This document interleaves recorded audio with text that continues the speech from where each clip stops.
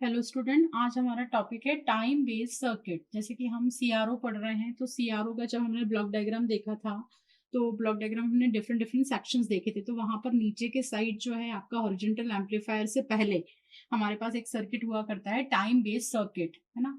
तो time based circuit का क्या यूज है आज हम ये देखेंगे।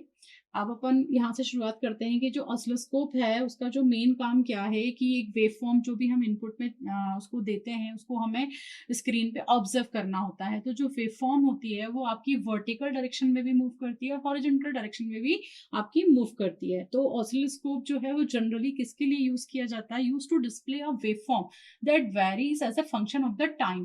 टाइम के साथ जो कि फंक्शन हमारा जो है वो वेरी करता हो। ये जो टाइम है और टाइम के साथ अगर हमारी वेवफॉर्म वेरी कर रही है, इस तरीके से वेरी कर रही है इन द हॉरिजॉन्टल डायरेक्शन, उसको ऑब्जर्व करने के लिए हम ऑसिलोस्कोप का यूज करते हैं। तो वर्टिकल जो भी वेवफॉर्म हमें ऑब्जर्व करनी होती है हम उसे वर्टिकल एम्पलीफायर पे एज ए इनपुट देते हैं। तो वर्टिकल एम्पलीफायर पर जब हम देते हैं तो हमारा जो वेवफॉर्म है वो वर्टिकल डायरेक्शन में मूव करती है। तो जो हमारा एम्पलीट्यूड है वो तो हमको दिख जाता है, लेकिन जो एम्पलीट्यूड जो इस डायरेक्शन में जा रहा है, मतलब कि ऊपर की तरफ जा रहा है, in the same same time, उसी समय जो है वो हमारा जो वेवफॉर्म की जो वो है, वेवफॉर्म जो है हमारी राइट डायरेक्शन में भी जा रही है ना। राइट डायरेक्शन में भी जा रही है, यानी कि जैसे कि हम पेन से लिखते हैं तो हम एक ही स्पॉट पे नहीं लिखते हैं ना, हम लिखते हुए हम जो है वो इस तरीके से हम जो है राइट डायरेक्शन में मूव भी करते हैं। In the left to right direction में मूवमेंट भी हमारा होता है। तो उसको उसको मूवमेंट को बनाने के लिए जो है वर्टिकल एम्पलीफायर और हॉरिजॉन्टल जो है एम्पलीफायर, उसका जो है हमारा सिंक्रोनाइजेशन होना चाहिए, या फिर हमारे पास एक कांस्टेंट वेलोसिटी होना चाहिए in the horizontal direction. The beam must have the constant horizontal velocity. एक जो बीम है, इलेक्ट्रॉन बीम, जिसको हम ऐसे पैन की तरह यूज कर रहे हैं, पैन की तरह हम यूज कर रहे हैं, मतलब पैन जो है हमारा कैसे इस डायरेक्शन में भी चलता है और इस डायरेक्शन में, हम जैसे कुछ भी लिखते हैं, ए लिख रहे हैं हम, तो हमारा सेम टाइम ए, देन बी, देन सी, तो हम सेम टाइम में वर्टिकल डायरेक्शन में भी मूव कर रहे हैं और सेम टाइम में हम हॉरिजॉन्टल डायरेक्शन में भी मूव कर रहे हैं विद अ कांस्टेंट वेलोसिटी। जो भी हमारी राइटिंग है वो हमारी, अगर हम उसको वेलोसिटी मान ले तो इस तरीके से हमको जो बीम चाहिए, बीम जो है हमारा एज ए पैन यूज हो रहा है, तो हमारा हॉरिजॉन्टल डायरेक्शन में भी हमें उसको क्या चाहिए? Is a constant velocity. जो बीम की वेलोसिटी है that is the function of the deflecting voltage, and the deflecting voltage must increases linearly. तो जो डिफ्लेक्टिंग वोल्टेज का, क्योंकि डिफ्लेक्टिंग वोल्टेज क्या है? हमारा जो इनपुट जो कि हम ऑब्जर्व करना चाहते हैं, तो जो डिफ्लेक्टिंग वोल्टेज है वो हमारा पास क्या होना चाहिए? With increases linearly with the time. तो जो वोल्टेज है हमारा डिफ्लेक्टिंग प्लेट का, वो हमारा क्या होना चाहिए? लीनियरली विद द टाइम के साथ लीनियरली इंक्रीज होना चाहिए। और जैसे ही हमारा इनपुट वोल्टेज हट जाए, यानी कि इनपुट वेवफॉर्म हट जाए या हम नहीं लिखना चाह रहे हैं, जैसे आप कॉपी की बात करें, तो उस समय जब हमारा पेन वापस से स्टार्टिंग की लाइन में आता है, तो वहां से यहाँ आने में हमारे पास ऐसा ट्रेस जो है ना, इस तरफ की चीज हमारी नहीं दिखनी चाहिए ना। हम क्या करते हैं, हमारे पेन को हम मूव कर लेते हैं, उठा लेते हैं, ताकि जब हम फर्स्ट लाइन पर आते हैं तो उस समय हमारे पेन का जो ट्रेस है कॉपी पे वो नजर नहीं आता है। और जब हमें स्टार्टिंग लाइन में लिखना होता है तो हम पेन को जो है वो लिखना स्टार्ट कर देते हैं, और जैसे ही एंड ऑफ द लाइन आ जाती है हम पेन को मूव कर लेते हैं, उठा लेते हैं, और हम स्टार्टिंग में आ जाते हैं। तो इसको हम क्या बोल रहे हैं? अगर हम इलेक्ट्रॉनिकली ऐसा कोई सर्किट देखें जो हमको लीनियरली यानी कांस्टेंट वेलोसिटी दे in the horizontal direction, left to right movement के लिए, और जैसे ही हमारा एंड ऑफ द वोल्टेज हो, जो हमारा वोल्टेज एंड हो जाए इनपुट का, वैसे ही वो क्या हो जाए? जीरो हो जाए, ताकि जो हमारा इलेक्ट्रॉन का ल्यूमिनेसेंस है, यानी कि कंट्रोल ग्रिड है जो हमारा, वो ऑफ हो जाए। और ऑफ होने से क्या होगा कि हमारा जो रिट्रेस है, जैसे ही बीम हमारी स्टार्टिंग पोजीशन पे आती है, वो हमको रिट्रेस टाइम कहलाता है, तो वो हमको ना दिखे। तो ऐसा कौन सा वोल्टेज है? ऐसा वोल्टेज है हमारा रैम्प वोल्टेज, इसको हम बोलते हैं रैम्प वोल्टेज। इस तरीके से हमारा ये रैम्प वोल्टेज होता है। इस तरह की क्वालिटी वाला जो वोल्टेज कहलाता है इलेक्ट्रॉनिकली, वो कहा जाता है रैम्प वोल्टेज। तो ये linearly with the time, time के साथ ये लीनियरली वेरी होगा, लीनियरली जो इंक्रीज होगा।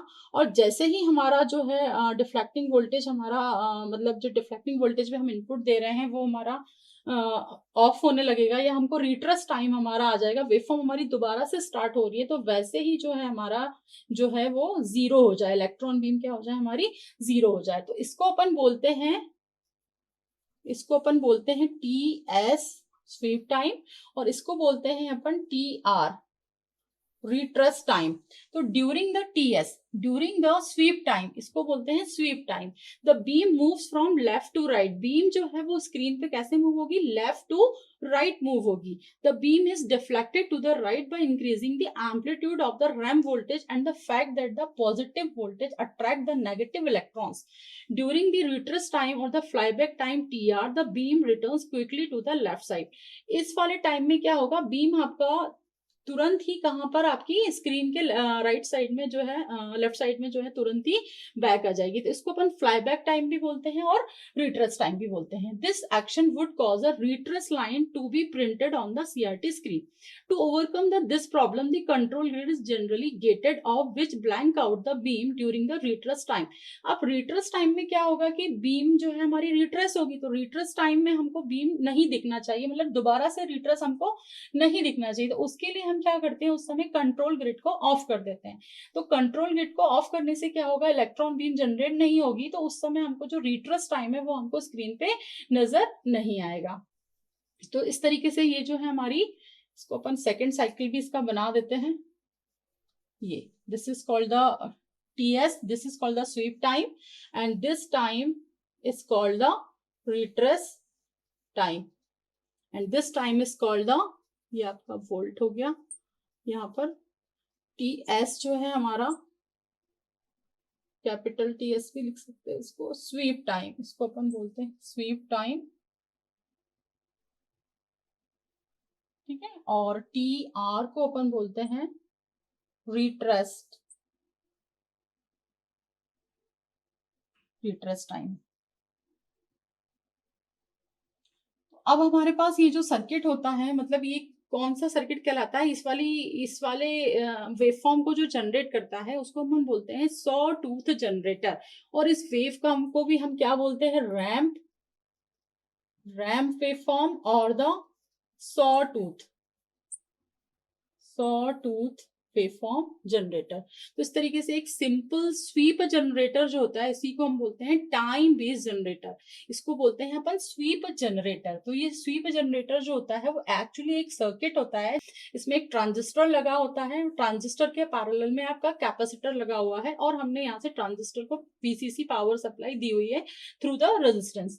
तो आपका जो कैपेसिटर होता है वो चार्ज होता है और डिस्चार्ज होता है। जो कैपेसिटर है आपका, देखो जब चार्ज होता है तो उसको, कैपेसिटर को क्या चाहिए, जब करंट, जैसे ही हम वीसीसी देंगे तो आपका जो करंट है वो दोनों जगह जाएगा, आपका Q1 में भी जाएगा और आपका कैपेसिटर में भी जाएगा। क्योंकि कैपेसिटर हमारा ऑफ है, उस समय कैपेसिटर हमारा स्विच्ड ऑफ है, तो सारा के सारा करंट कहाँ फ्लो हो जाएगा, आपका कैपेसिटर में। तो कैपेसिटर जो है हमारा क्विकली चार्ज होगा, और जब हमारा जैसे ही हम इनपुट वोल्टेज देंगे इसमें, तो हमारा कैपेसिटर क्या होगा, आपका डिस्चार्ज होने लग जाएगा। तो कैपेसिटर डिस्चार्ज होगा थ्रू द ट्रांजिस्टर Q1। तो इस तरीके से हमको ये वेवफॉर्म मिलेगी, आउटपुट में वेवफॉर्म जो मिलेगी, इस टाइम से हम इसको ऐसे देख सकते हैं। Now this is your discharging time, discharging time through the resistor R. The capacitor discharges periodically through the resistance Q1। तो अलग अलग जो हमारा चार्जिंग और डिस्चार्जिंग टाइम है इसको हम कंट्रोल कर सकते हैं through the different different value of the resistance. तो इसमें जो आउटपुट वोल्टेज आएगा थ्रू द कैपेसिटर, उसकी जो इक्वेशन आएगी, उसका फॉर्मूला आप देख लीजिए, इसके कुछ कुछ न्यूमेरिकल भी आते हैं। VCC, that is the VCC voltage to the transistor, 1 minus e raised to the power minus T upon R C. This is the formula for the output voltage, जिसमें T is the time है, R is the value of resistance, C is the value of the capacitor, और C जो है आपकी capacitor की value है।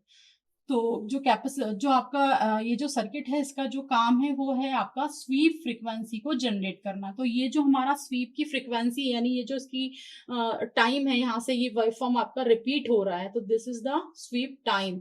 ये पूरा के पूरा हम इसको टाइम बोल सकते हैं और द फ्रीक्वेंसी बोल सकते हैं स्वीप टाइम, TS, और द स्वीप टाइम या कि time period of this frequency, this is the time period of this frequency. तो इसका जो फ्रीक्वेंसी है वो किससे मैच होता है, वर्टिकल एम्पलीफायर की जो इनपुट वोल्टेज जो कि हम मेजर करना चाहते हैं उसके वोल्टेज से ये हमारा मैच करता है। तो दोनों चीजें जो इसकी जो फ्रीक्वेंसी है उससे आपकी टोटली मैच होती है, ताकि जब हम आउटपुट में स्क्रीन पे देखें तो हमको लीनियरली वेरी जो है एक आउटपुट में वेवफॉर्म हमारी नजर आए। तो दैट्स वाई जो आपका हॉरिजेंटल स्वीप जनरेटर, इसको बोलते हैं horizontal sweep generator, that is called the sweep frequency, this called the SVEEP waveform भी इसको बोलते हैं, इसको रैम्प भी बोलते हैं, इसको सॉटूथ भी बोलते हैं।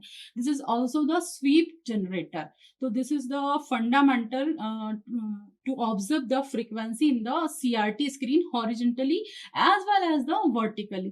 तो horizontal और vertical amplifier की जो frequency है वो हमारी क्या होना चाहिए, मैच होना चाहिए। तो दैट इज द जो है इसमें जो हम देखते हैं कि जो उसकी frequency है वो किससे मैच होती है, आपकी vertical amplifier से।